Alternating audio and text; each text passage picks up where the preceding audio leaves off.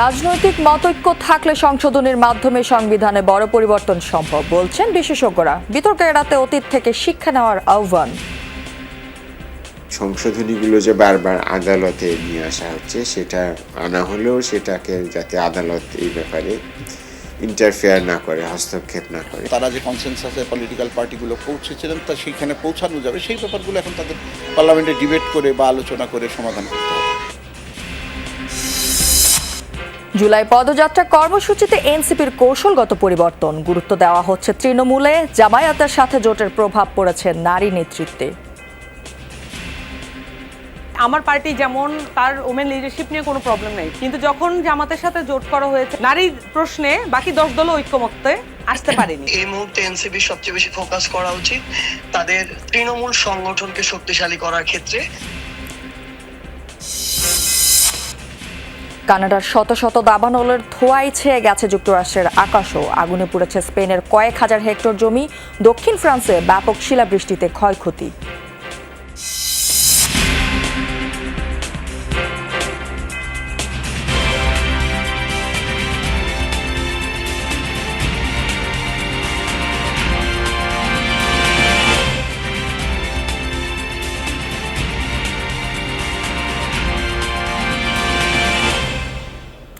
দর্শক আমন্ত্রণ যমুনা নিউজে। আপনাদের সাথে আমি আছি রাহেলা জ্যোতি। এতক্ষণ শিরোনাম দেখছিলেন, এবার থাকছে পুরো খবর। সংশোধনের মাধ্যমে সংবিধানের বড় পরিবর্তন সম্ভব বলে মনে করেন বিশেষজ্ঞরা। তবে কেউ কেউ মনে করেন সংবিধান সংশোধন জটিল আইনি প্রক্রিয়া। এতে অতীতের মতো আদালতের হস্তক্ষেপে যে কোনো সংশোধনী বাতিলও হতে পারে। দুপক্ষই অবশ্য বলছে রাজনৈতিক সমাধান ছাড়া এই বিতর্ক বন্ধ হবে না। বিস্তারিত আরিফুর রহমান সবুজের রিপোর্টে। আমরা মহান জাতীয় সংসদে কার্যপ্রণালী বিধি, সংবিধান এবং রেওয়াজসমূহ অনুসরণ করতে চাই। সংবিধান সংস্কার পরিষদের শপথ নেয়া না নেয়াকে কেন্দ্র করে প্রথম দিন থেকেই উত্তপ্ত ত্রয়োদশ জাতীয় সংসদ। এ নিয়ে সরকারি ও বিরোধী দলের বিতর্ক থামছেই না। সময় গড়িয়েছে, শেষ হয়েছে সংবিধান সংস্কার পরিষদের প্রথম অধিবেশন ডাকার নির্ধারিত সময়। সোমবার সংসদে গঠন করা হয় সংবিধান সংস্কার কমিটি। বিরোধী দলকে কমিটিতে নাম দেওয়ার প্রস্তাব করা হয়, কিন্তু তা প্রত্যাখ্যান করে ওয়াকআউট করে সংসদ থেকে। আমরা মনে করি যে জনগণের এই অভিপ্রায় মতামতকে কোনোভাবেই অগ্রাহ্য অপমান করা উচিত হবে না। গণভোটের গণরায়কে যদি সম্মান দিতে হয়, এই সংবিধানকে সংশোধন করতে হবে। সংবিধান বিশেষজ্ঞরা বলছেন রাজনৈতিক তর্ক থাকবেই, তবে সাংবিধানিক নির্দেশনা মানতে বাধ্য সংসদ। বিতর্ক এড়াতে সংবিধানের 142 অনুচ্ছেদ অনুযায়ী 2/3 সংখ্যাগরিষ্ঠতার মাধ্যমে সংবিধান সংশোধনের পক্ষে তারা। আপনি কি গণভোটটা এইভাবে অর্ডারের মাধ্যমে করার কোনো সুযোগ আছে? সংবিধান কি সেটা পারমিট করে? এই কোশ্চেনটা একটা সময় আসবেই, কারণ ওই সময় আমাদের সংবিধানে গণভোটের অস্তিত্ব ছিল না। তো এই ডিবেটটা যখন আসবে, তখন এই যত সংস্কারই হোক সবগুলোই কিন্তু আপনার অবৈধ হওয়ার একটা সুযোগ তৈরি হবে। যদি আদালতে একটা না একটা সময় কেউ চ্যালেঞ্জ করবি, তো ওই ঝুঁকিতে আমরা কেন যাব? সংবিধান সংশোধনের ক্ষেত্রে জুলাই জাতীয় সনদের পাশাপাশি ত্রয়োদশ সংশোধনীর রিভিউ এবং পঞ্চদশ সংশোধনী বাতিলের রায়ের নির্দেশনা আমলে নেয়ার উপর জোর দিয়েছেন সংবিধান বিশেষজ্ঞরা। সংবিধান এখন 13তম সংশোধনী যে পর্যায়ে ছিল, ওইখানে সংবিধানের যে রূপ ছিল এখন ওই রূপে সংবিধান আছে। তো সুতরাং সেইখান থেকে এই পুরো ব্যাপারটা তো আপনি যখন পরিবর্তন করবেন, তখন ওইখানে থাকা সংবিধানে কি কি পরিবর্তন আসলে আমাদের দরকার হবে এবং করলে এই জাতির যে ঐক্যমত বা তারা যে কনসেনসাসে পলিটিক্যাল পার্টিগুলো পৌঁছেছিলেন তা সেইখানে পৌঁছানো যাবে, সেই ব্যাপারগুলো এখন তাদের পার্লামেন্টে ডিবেট করে বা আলোচনা করে সমাধান করতে হবে। তবে অষ্টম সংশোধনী অনুযায়ী সংবিধানের মৌলিক কাঠামো পরিবর্তন করা যাবে না। সেক্ষেত্রে শুধু সংখ্যাগরিষ্ঠতার ভিত্তিতে সংবিধানের 142 অনুচ্ছেদ অনুযায়ী সংবিধান সংশোধন হলে এর ভবিষ্যৎ নিয়ে প্রশ্ন থেকেই যাবে। সংশোধনীগুলো যে বারবার আদালতে নিয়ে আসা হচ্ছে, সেটা আনা হলেও সেটাকে যাতে আদালত এই ব্যাপারে ইন্টারফেয়ার না করে, হস্তক্ষেপ না করে, সেই ব্যাপারে একটা শক্ত যুক্তি হিসাবে বলা যেত যে এটা সংসদের সংশোধনী নয়, বরং এটা একটা সংস্কার পরিষদের সংস্কার। সংবিধান বিশেষজ্ঞরা বলছেন সংবিধান আইনি দলিল হলেও রাজনীতির সাথে ওতপ্রোতভাবে জড়িত, তাই এর গতি প্রকৃতির উপরও নির্ভর করবে সংশোধনের ভবিষ্যৎ। এই সংবিধানের কিছু অংশ ওনারা মেনেছেন, কিছু অংশ ওনারা মানেন নাই। আরিফুর রহমান সবুজ, যমুনা নিউজ, ঢাকা। এবার জুলাই পদযাত্রার কৌশল বদলেছে জাতীয় নাগরিক পার্টি এনসিপি। উত্তর ও দক্ষিণাঞ্চল দুই ভাগে ভাগ করে 58 জেলায় কর্মসূচি চলছে। কেন্দ্রীয় নেতাদের উপস্থিতি সীমিত রেখে গুরুত্ব দেওয়া হচ্ছে জেলা উপজেলা নেতৃত্বকে। তবে গত বছরের তুলনায় এবার পরিচিত নারী নেত্রীর উপস্থিতি কম। এনসিপির দাবি, তৃণমূলের নারী নেতৃত্ব গড়ে তুলতেই এই পরিবর্তন। যদিও দলটির কয়েকজন নারী নেত্রী বলছেন জামায়াতের সঙ্গে 11 দলীয় জোটেরও প্রভাব রয়েছে। বিস্তারিত লামিয়া তিথির রিপোর্ট। 24-এর গণ অভ্যুত্থানে সব শ্রেণী পেশার মানুষের পাশাপাশি সামনের সারিতে ছিলেন অসংখ্য নারী ও তরুণ। আন্দোলনের গুরুত্বপূর্ণ মুখ হয়ে ওঠেন তারা। সে আন্দোলনের পরই 2025 সালের ফেব্রুয়ারিতে আত্মপ্রকাশ করে জাতীয় নাগরিক পার্টি এনসিপি। আর কখনোই বিভাজিত করা যাবে না। একই বছরের জুলাইয়ে দেশ গড়তে জুলাই পদযাত্রা কর্মসূচির মাধ্যমে দেশ জুড়ে জনসংযোগ শুরু করে দলটি। এক বছর পর আবারও শুরু হয়েছে জুলাই পদযাত্রা। তবে এবার আগের তুলনায় পরিচিত নারী নেত্রীর সংখ্যা কম। কেন কমেছে পরিচিত নারী মুখ? এনসিপির নারী নেত্রীরা বলছেন, তৃণমূলের নারীদের নেতৃত্বে আনার লক্ষ্যেই এই পরিবর্তন। তবে জামায়াতের সঙ্গে 11 দলীয় ঐক্যেরও কিছু প্রভাব আছে। আমার পার্টি যেমন তার ওমেন লিডারশিপ নিয়ে কোনো প্রবলেম নেই, কিন্তু যখন জামাতের সাথে জোট করা হয়েছে বা জামাত সহ এখানে 11 দলীয় ঐক্যে আরও অনেকগুলো ইসলামপন্থী জোট আছে, এখন ওনারা যেভাবে নারীদের অধিকার, নারীদের অংশগ্রহণ এবং সামাজিকভাবে তাদেরকে রাখার ব্যাপারে যেইভাবে তারা একমত, এই একমত ঐকমত্য এনসিপি ব্যতীত বাকি 10 দলের ব্যাপারে ঐকমত্য নাই।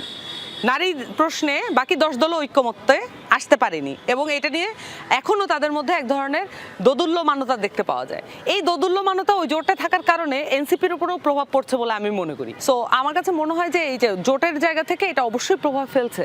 এবারে আমাদের যেই জায়গাটা সেটা হচ্ছে যে শীর্ষ নেতৃত্ব যারা, তারা যেরকম যাবে এবং স্থানীয় যারা লিডারশিপ, যেমন আমরা কিন্তু এখনো যখন পদযাত্রা করছি তখন কিন্তু সামনের সারিতে সেই স্থানীয় পর্যায়ে যে নারী নেতৃত্ব তারা কিন্তু আছে। সুতরাং সেই জায়গা থেকে আমাদের দেখা গেছে যে এলাকা বিশেষে যারা আসলে যেই এলাকার দায়িত্বে সেই এলাকায় তারা যুক্ত হচ্ছেন।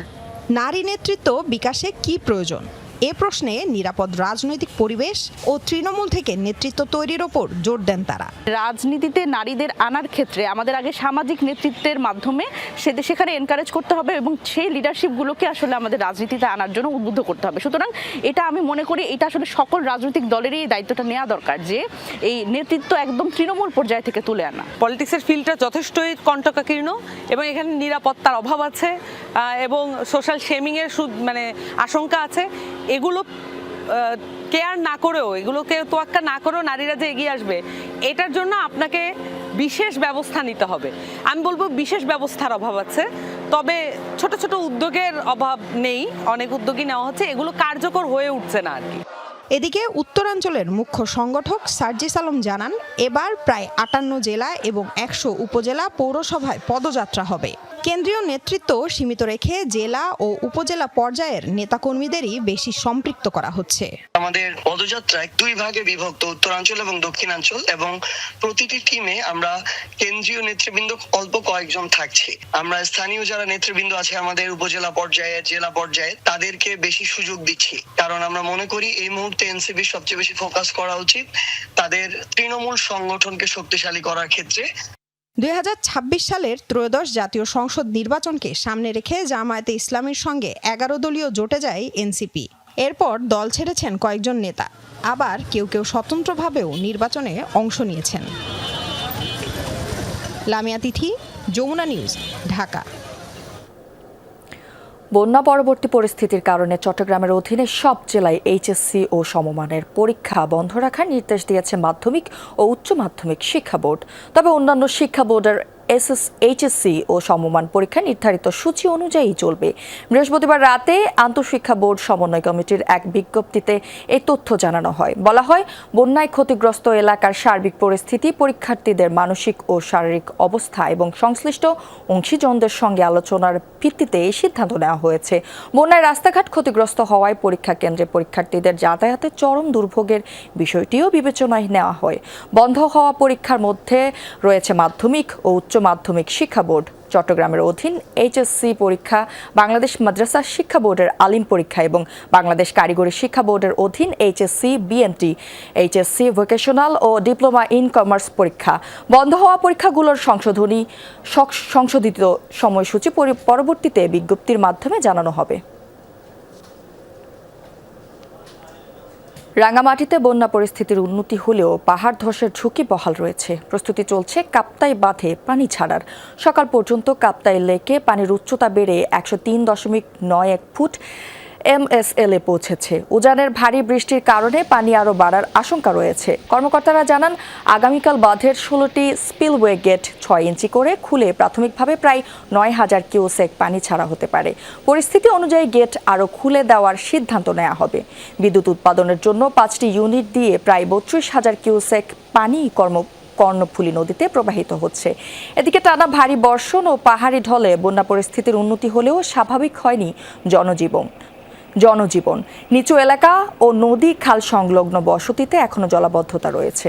রাজধানীর মিরপুরে একটি পরিত্যক্ত দোকান ঘর থেকে এক ব্যক্তির পচা গলা মরদেহ উদ্ধার করেছে পুলিশ। নিহত আলামিন হোসেনের বয়স 42 বছর। রাতে মিরপুর 13 নম্বরের পিটিআই ভবনের বিপরীত পাশের একটি গলি থেকে তার লাশ উদ্ধার করা হয়। পুলিশ ও স্থানীয় সূত্রে জানা যায়, মিরপুর 13 নম্বর পিটিআই ভবনের ঠিক বিপরীতে 7 নম্বর লেনের একটি পরিত্যক্ত টং দোকানের ভেতরে লাশটি পড়েছিল। গতকাল রাত আনুমানিক 8টার দিকে ভেতর থেকে দুর্গন্ধ বের হলে স্থানীয়রা পুলিশে খবর দেয়। পরবর্তীতে কাফরুল থানা পুলিশ ঘটনাস্থলে পৌঁছে টং দোকানের ভেতর থেকে প্রায় পচা গলা অবস্থায় আলামিনের মরদেহ উদ্ধার করে। জমিজমা সংক্রান্ত বিরোধের কারণে আলামিনকে হত্যা করা হয়েছে বলে দাবি করেন তার বোন শাহাতন বেগম। প্রাথমিক তদন্তে যেহেতু অর্ধগলিত লাশ, আর আমাদের যে শ্রুথালে বাহ্যিক কোনো আঘাতের চিহ্ন আমাদের দৃশ্যমান হয় নাই, শ্রুথাল করা হয়েছে। লাশ ময়নাতদন্তের জন্য ওই হসপিটালে পাঠানো হয়েছে। পরবর্তীতে ময়নাতদন্তের রিপোর্টের সাপেক্ষে, বিশেষজ্ঞদের মতামতের সাপেক্ষে পরবর্তীতে এটা বোঝা যাবে যে আসলে ঘটনাটা কি। কুমিল্লায় ভূমিহীন পরিচয়ে কোটি টাকার সরকারি খাস জমি লোপাট করছেন রাজনৈতিক প্রভাবশালীরা। প্রশাসনের বাধা উপেক্ষা করেই চলছে সেসব জমিতে বহুতল ভবন নির্মাণ। যদিও অভিযুক্ত বিএনপি নেতার দাবি, নিয়ম মেনেই সরকারি জমির নাম জারি করছেন। আর এমন অনিয়মে বিব্রত দলের অন্য নেতারা। কুমিল্লার দাউদকান্দির গৌরীপুর বাজার ঢাকা চট্টগ্রাম মহাসড়ক ঘেঁষা এবং নৌপথের সুবিধা থাকায় এই এলাকার জমির দাম বরাবরই ঊর্ধ্বমুখী। বাজারের মাঝখানেই 3 তলা এক ভবন, যার মালিক স্থানীয় বিএনপি নেতা ও গৌরীপুর ইউনিয়নের সাবেক চেয়ারম্যান আবুল হাশেম। অথচ 1988 সালে ভূমিহীন হিসেবে 10 শতক খাস জমির অস্থায়ী বন্দোবস্ত পায় মাসুদ আলম। অভিযোগ উঠেছে, পরে সেই 10 শতক সহ মোট 14 শতক জমি বিএস খতিয়ানে নামজারির মাধ্যমে দখলে নেয় আবুল হাশেম, যার আনুমানিক বাজার মূল্য 25 কোটি টাকা। প্রথমে এটা লিজ দেওয়া হয়েছিল, লিজের পর যে বন্দোবস্ত, পরবর্তীতে উনি ওনার আবার দলিল করে ওনার নাম নিয়ে পরবর্তী এটা বিএস অন্তর্ভুক্ত করছে। বাজারের দোকানদার সহ আশপাশের সবাই জানেন ভবনটি আবুল হাশেমের। 5 আগস্টের পর নির্মাণ করছেন বহুতল বাণিজ্যিক ভবন। এটা বিল্ডিং করতেছে সাবেক চেয়ারম্যান আর কি, আপনার হাশেম চেয়ারম্যান করে নাম ওনার। সরকারি জমি কিভাবে হাতবদল হলো, কিভাবে বা বিএস খতিয়ানে নামজারি করলেন আবুল হাশেম? আমার ভাই মাসুদ আলম, তারপর জায়গাটা ব্যবহৃত না হয়, তারপর কাজে লাগতেছে, আমি আবার একটা জায়গা তাকে দিয়ে একটা ব্যবহার করে তাকে একটা জায়গা ব্যবহৃত জায়গা তাদের দিয়ে। আবুল হাশেমের দাবি, তার মতো আশেপাশের আরও জমি রয়েছে স্থানীয় প্রভাবশালীদের দখলে। এদিকে বিষয়টি জানাজানির পর ভবন নির্মাণে বাধা দেয় স্থানীয় প্রশাসন। তবুও নির্মাণ কাজ চলমান রাখায় আদালতের শরণাপন্ন হচ্ছে প্রশাসন। ভূমিহীনকে লিজ দেওয়া হয়েছে, এটা ভূমিহীনের জন্য। এখন কেউ যদি এটা ব্যক্তিগতভাবে তার নিজের নাম করে নেয়, তাহলে নিশ্চয়ই জোর করে নিয়েছে বা এখানে অন্য কোনো বিষয় আছে, যেটা সম্পূর্ণ অনৈতিক। মামলা দায়ের করার জন্য আমাদের গত 2 জুলাই 883 নম্বর স্মারকে আমাদের বিজ্ঞ সরকারি কৌশলী মহোদয় আছে, যিনি আমাদের সরকারের পক্ষে মামলা পরিচালনা করেন, তার কাছে লেখা হয়েছে। সম্প্রতি কুমিল্লা উত্তর জেলা বিএনপির আহ্বায়ক করা হয় আবুল হাশেমকে। তার ভূমি দখলের বিষয়ে বিব্রত জেলা বিএনপির অন্য নেতারা। দলের কাছে তথ্য নাই। এগুলো মিডিয়ার কাছে আছে বা দলের কাছে ওই তথ্য থাকতে হবে, সেই ধরনের কোনো অভিযোগ বা কোনো কিছু দলের নাই। কোটি টাকা মূল্যের সরকারি খাস জমি উদ্ধারে কঠোর ব্যবস্থা নেবে প্রশাসন, এমনটাই চাওয়া সচেতন মহলের। খোকন চৌধুরী, যমুনা নিউজ, কুমিল্লা। বন্যা পরবর্তী পরিস্থিতি মোকাবেলায় প্রস্তুত আছে সরকার। পুনর্বাসন না হওয়া পর্যন্ত সব কাজ অব্যাহত থাকবে বলে জানিয়েছেন অর্থমন্ত্রী আমির খসরু মাহমুদ চৌধুরী। সকালে চট্টগ্রাম নগরীর পতেঙ্গা এলাকায় বন্যা দুর্গতদের মাঝে ত্রাণ বিতরণের সময় এই কথা জানান তিনি। অর্থমন্ত্রী বলেন, বন্যায় চট্টগ্রামে 7 লাখ মানুষ পানিবন্দী ছিল। এর মধ্যে 40,000 পরিবারকে চাল, 75,000 পরিবারকে শুকনো খাবার ও 40,000 পরিবারকে রান্না করা খাবার বিতরণ করা হয়। পুনর্বাসন প্রক্রিয়া দ্রুত শুরু হবে বলেও জানান মন্ত্রী। বন্যার পর স্বাস্থ্য ঝুঁকি মোকাবেলায় ঔষধ সহ যাবতীয় জিনিস প্রস্তুত আছে। পুনর্বাসন প্রক্রিয়া শেষ না হওয়া পর্যন্ত সরকারের পক্ষ থেকে সমস্ত কার্যক্রম অব্যাহত থাকবে বলেও জানিয়েছেন অর্থমন্ত্রী। বীজ দরকার, সার দরকার, ইত্যাদি ইত্যাদি যা প্রয়োজনীয় পুনর্বাসন কাজ এরপরে শুরু হয়ে যাবে এবং স্বাস্থ্য সেবা যেখানে অসুখ বিসুখের একটা বন্যার পরে একটা সাধারণত দেখা যায় একটা প্রকোপ দেখা যায়, সেজন্য ওষুধ বিশুদ্ধ সব প্রস্তুত আছে। লন্ডনের মেয়র সাদিক খান সহ 26 জনকে হাউস অব লর্ডসে আজীবন সদস্য হিসেবে মনোনীত করা হয়েছে। তারা এখন যুক্তরাজ্যের আইন পর্যালোচনা, সংশোধন এবং ভোট দেওয়ার সুযোগ পাবেন। মনোনীতদের মধ্যে রাজনীতি, মানবাধিকার, সামরিক বাহিনী, সমাজসেবা ও ব্যবসা খাতের বিশিষ্ট ব্যক্তিরা রয়েছেন। লেবার পার্টির 16 জন, লিবারেল ডেমোক্রেটস 5 জন, কনজারভেটিভ পার্টির 3 জন এবং 2 জনকে ক্রসবেঞ্চ পিআর হিসেবে মনোনীত করা হয়েছে। ব্রিটিশ প্রধানমন্ত্রী কিয়ার স্টারমার তার শেষ কাজের মধ্যে লন্ডনের মেয়র সাদিক খানকে হাউস অব লর্ডসে মনোনীত করলেন। ভেনেজুয়েলায় জোড়া ভূমিকম্পে প্রাণহানি বেড়ে 5,000-এর কাছাকাছি দাঁড়িয়েছে। আহতের সংখ্যা 17,000 ছুঁই। বৃহস্পতিবার এ তথ্য জানিয়েছে দেশটির প্রশাসন। তবে জাতিসংঘের ধারণা অনুযায়ী এখনও 50,000-এর বেশি মানুষ নিখোঁজ দেশটিতে। ভূমিকম্পের 3 সপ্তাহের বেশি সময় পর ধ্বংসস্তূপ থেকে উদ্ধার করা হচ্ছে একের পর এক মরদেহ। জীবিত কাউকে উদ্ধারের সম্ভাবনা আর নেই বলে জানিয়েছেন প্রশাসন। ধ্বংসযজ্ঞ সরাতে কাজ করছেন কয়েক হাজার কর্মী। 24 জুন স্থানীয় সময় সন্ধ্যায় মাত্র 39 সেকেন্ডের ব্যবধানে দুবার ভূমিকম্পে কেঁপে ওঠে ভেনেজুয়েলা। ভয়াবহ দাবানলে পুড়ছে কানাডা। শত শত দাবানল থেকে আসা ধোঁয়ায় কালো হয়ে উঠেছে যুক্তরাষ্ট্রের নিউ ইয়র্কের আকাশও। দাবানলের করালগ্রস্ত ইউরোপেরও বিস্তীর্ণ এলাকা। বৃহস্পতিবার উত্তর স্পেনের সারাগোসার দাবানল নিয়ন্ত্রণে আনার চেষ্টা চালান ফায়ার সার্ভিস কর্মীরা। এ সময় শহরটির 600 বাসিন্দাকে সরে যাওয়ার নির্দেশ দেওয়া হয়েছে। স্পেনের উত্তরাঞ্চলীয় আরাগন অঞ্চলের ওরেসে একটি দাবানলে পুড়ে গেছে 4,500 হেক্টরেরও বেশি এলাকা। বুধবার থেকে অন্তত 5টি গ্রাম খালি করা হয়েছে। আগুনের কারণে বন্ধ করে দেওয়া হয়েছে মহাসড়ক। পাশাপাশি দ্বিতীয় স্তরের জরুরি অবস্থা ঘোষণা করেছে আরাগন আঞ্চলিক সরকার। ফ্রান্সের একটি অঞ্চলে ব্যাপক শিলাবৃষ্টি হয়েছে। টেনিস বল আকৃতির একের পর এক শিলা আছড়ে পড়েছে অঞ্চলটিতে। এই ঘটনার একাধিক ভিডিও ভাইরাল হয়েছে সামাজিক যোগাযোগ মাধ্যমগুলোতে। ঘটনাটি দক্ষিণ ফ্রান্সের আরদেশ ডিপার্টমেন্টসের ভাসলেভান নামক একটি স্থানের। প্রকাশিত একাধিক ভিডিওতে দেখা যায় মুহুর্মুহু শিলাবৃষ্টি। এ সময় শিলা আকৃতির এক একটি শিলাখণ্ড গাড়ি ও বাড়িঘরের উপর আছড়ে পড়তেও দেখা যায়। প্রায় 1.5 ঘন্টার মতো চলে শিলাবৃষ্টিটি। এতে অঞ্চলটির স্থাপনাগুলোতে কিছু ক্ষয়ক্ষতির তথ্যও পাওয়া গেছে।